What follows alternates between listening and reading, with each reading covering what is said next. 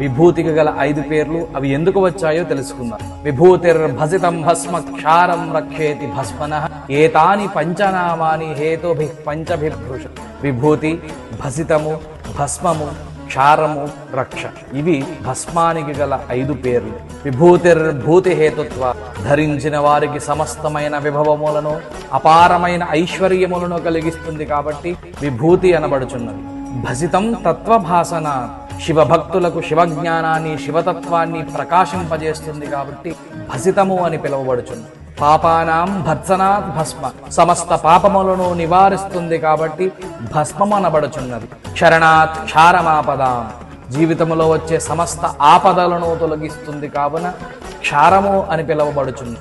రక్షణాత్ సర్వభూతేభ్యో రక్షేతి పరిగీయతే సమస్త భూత ప్రేత పిశాచముల నుండి రక్షణను కలిగిస్తుంది కావున రక్ష అని చెప్పబడుచున్నది.